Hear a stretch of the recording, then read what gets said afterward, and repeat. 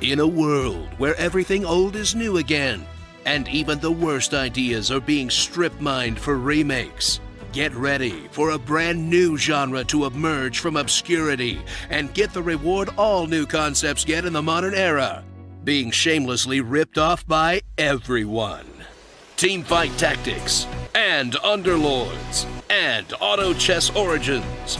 Doesn't matter, they're all the same thing. Discover the type of game design that can only happen when you don't have a board of investors, as you sink your teeth into a genuinely novel strategy format that combines the grid-based tactics of chess, the luck-based success of gambling, and the interactivity of watching someone else play a MOBA, in gameplay that's somewhere between a card game and a fantasy football league. But instead of Tom Brady, you're drafting like a tiny cat guy in a mech suit? Hey, if you think this is weird, think about how many people still play actual MOBAs.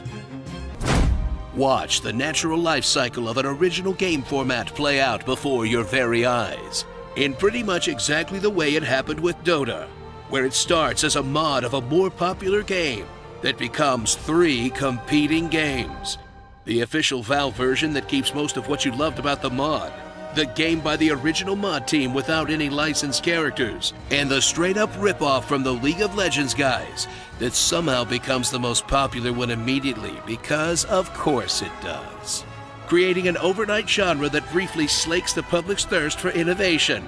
And as brutal as it must be for the modders, it's still probably best for the fans. Because apparently it's the only way Valve or Riot know how to make good video games anymore. That's right, Artifact. I said good video games. Ascend the mountainous learning curve of the auto chess genre by perpetually getting your ass beat online until you have some idea of what's going on, and master the basics of army composition, positioning, and economy that feels like you're playing the world's slowest RTS.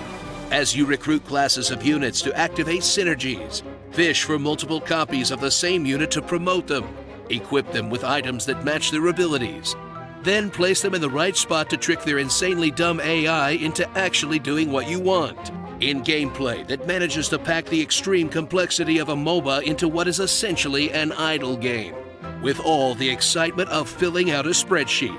And I say that unironically. This spreadsheet kicks ass.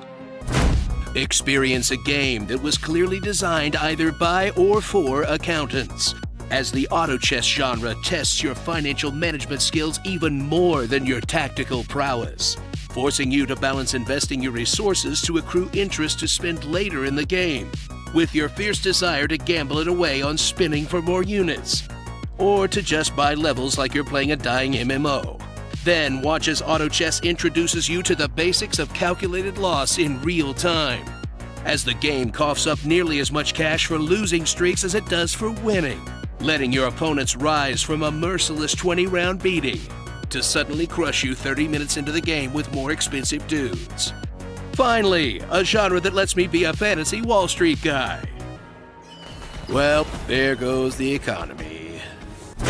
So unleash your inner bean counter and strap on that weird green visor accountants used to wear for some reason, for a genre about crushing your opponents financially, where all of the games were made to crush their real-world opponents financially, making it officially the most honest expression of modern video games ever made. And for that, auto chess, we salute you. Starring the triumph of a close victory, the shame of losing to the AI rounds, the agony of not getting your pieces out in time, the desperation of furiously mashing the shuffle button for your last upgrade, the comfort of knowing that losing is all part of the plan, the panic of realizing you're actually just going to keep losing, the disappointment of losing a 40-minute game, and the acceptance that it really do be like that sometimes. League of Legends. Was anyone else disappointed when they heard about auto chess that it wasn't just a remake of Battle Chess? That's a f***ing chess game.